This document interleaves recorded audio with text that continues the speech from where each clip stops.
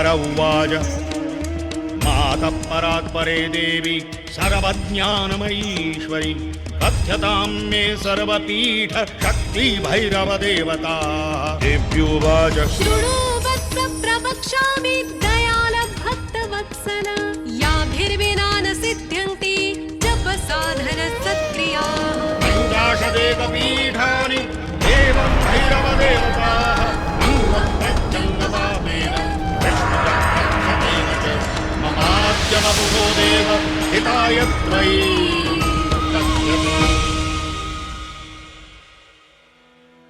सर्वमंगल मांगल्ये शिवे सर्वार्थ साधिके शरण्ये त्र्यंबके गौरी नारायणी नमोस्तुते। सभी प्रकार का हर्ष प्रदान करने वाली, मंगलमयी, प्राणी मात्र का कल्याण करने वाली, सबके मनोरथों को पूर्ण करने वाली मां तेरी ही शरण ग्रहण करने योग्य है। हे मां जगदम्बा, त्रिनेत्रों वाली अर्थात भूत भविष्य और वर्तमान को प्रत्यक्ष देखने वाली तू ही भगवान शिव जी की पत्नी और नारायण पत्नी नारायणी है। अर्थात भागवत के सभी स्वरूपों के साथ तू ही जुड़ी हुई है मां। मां, तेरे चरणों में मेरा नमस्कार है। जो बात विष्णु पुराण में की गई है वही बात दुर्गा सप्तशती में भी की गई है कि जिसके दर्शन मात्र से अशुभ तत्वों का विनाश होकर शुभ तत्वों का आगमन होता है, वो ब्रह्म ही मंगलमय है। भगवान विष्णु की उपासना कीजिए या ब्रह्मा की या भगवान शिव जी की या मां शक्ति की, यदि उपासना श्रद्धा से की जाए तो निश्चित ही फल प्राप्ति होती ही है। तो चलिए आज देवी के उस रूप के विषय में जानते हैं जिसे देवी पुराण में तेषु श्रेष्ठतमः पीठ कामरूपो महामते यानी 51 शक्तिपीठों में जिसे सर्वोत्तम शक्तिपीठ कहा गया है वो कामाख्या शक्तिपीठ।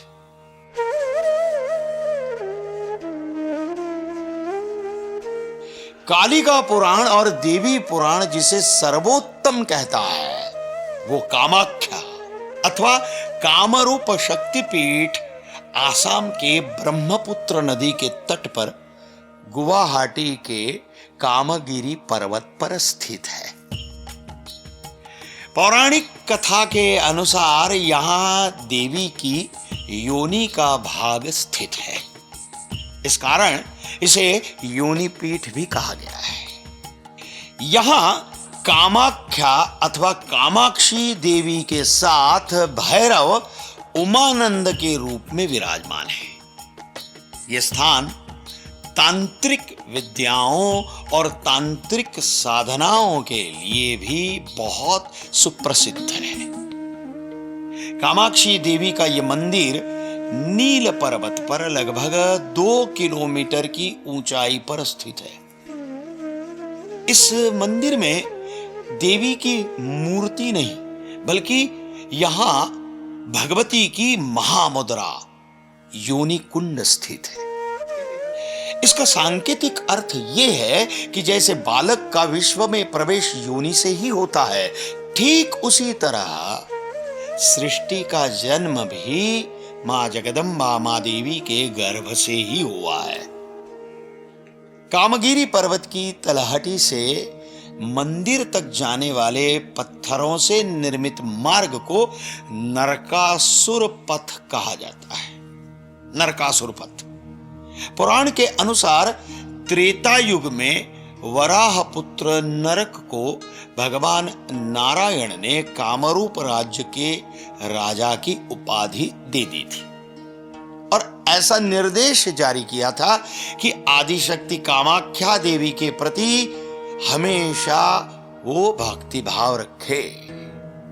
इस बात को मानकर नरक सुखपूर्वक राज्य का शासन चला रहा था, परंतु कुछ समय के पश्चात बाणासुर के प्रभाव में आकर राजा नरक भी असुर बन गया, राक्षस बन गया और कामाख्या देवी के रूप लावण्य पर मुग्ध हो गया। उसने देवी के समक्ष विवाह का आत्मघाती प्रस्ताव रखा।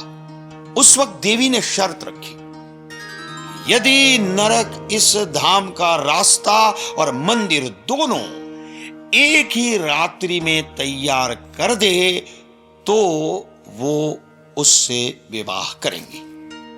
राजा नरक ने देवशिल्पी विश्वकर्मा को यह कार्य तत्काल पूर्ण करने के आदेश दे दिए, उन्हें नियुक्त कर दिया। संपूर्ण कार्य एक ही रात्रि में पूर्ण होने ही वाला था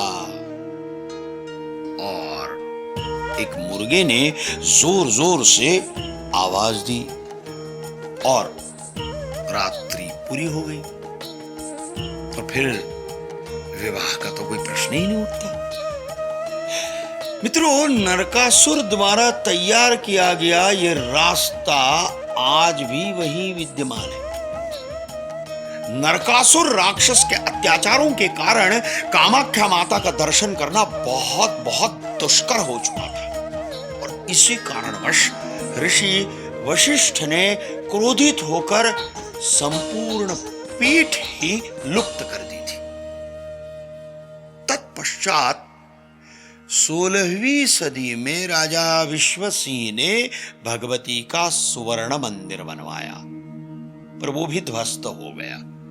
वर्तमान में जो मंदिर है वो विश्वसिंह के पुत्र भल्लाल देव के अनुज शुक्ल देव ने बनवाया था। इस मंदिर में कुमारिकाओं को भोजन कराया जाता है। देवी भक्तों की ये दृढ़ मान्यता है, दृढ़ श्रद्धा है कि बाहर के प्रदेश से आकर इस मंदिर में 3 बार दर्शन करने से मनुष्य की संपूर्ण इच्छाएं, सारी आकांक्षाएं पूर्ण होती हैं और मनुष्य अमरत्व को प्राप्त करता है। कामाख्ये काम संपन्ने कामेश्वरी हरप्रिये कामनाम देहि में नित्यम कामेश्वरी नमोस्तुते। जय कामाख्या। भारत तो सदियों से देवी भक्त रहा है।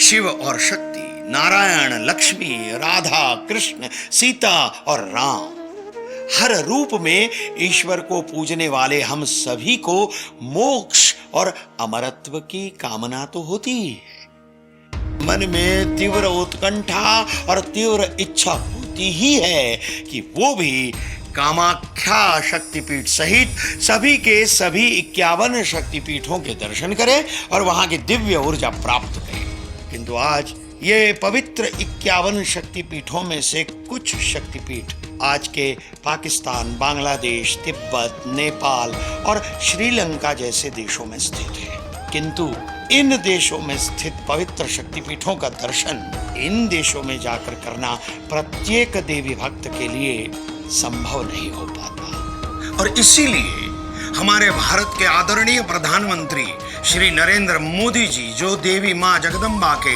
अनन्य साधारण भक्त हैं, उनके मन में यह दिव्य विचार आया कि क्यों न सारे देवी भक्त एक ही स्थान पर जाकर सभी शक्तिपीठों की पवित्र ऊर्जा शक्ति की अनुभूति और दर्शन का लाभ प्राप्त कर मां जगदम्बा का आशीर्वाद भी प्राप्त करें। प्रधानमंत्री मोदी जी के इसी पवित्र विचार और दिव्य प्रेरणा से गुजरात में मां अंबाजी मंदिर के पास गिरी शिखर गब्बर पर्वत पर, जहां मां जगदम्बा का हृदय स्वयं विराजमान है, वहां सभी के सभी 51 शक्तिपीठों के मंदिरों की प्रतिकृति बनाकर मां जगदम्बा की प्राण प्रतिष्ठा की गई है। यहाँ सभी मंदिर केवल शक्तिपीठों की प्रतिकृति नहीं, अपितु यहाँ के शक्तिपीठों की पूजन विधि भी मूल शक्तिपीठों की पूजन विधि के अनुसार ही की जाती है। मानो यहाँ मां जगदम्बा साक्षात हृदय से आपको आशीर्वाद दे रही है। मैंने स्वयं यह अनुभूति की है। तो सोच क्या रहे हैं और देर किस बात की? चलो, बुलावा आया है, माता ने बुलाया, चलो अंबाजी माँ के हृदय के पास, चलो गुजरात पवित्र यात्रा धाम विकास बोर्ड और गुजरात टूरिज्म आपकी प्रतीक्षा कर रहा है। चलो अंबाजी, जय अंबा।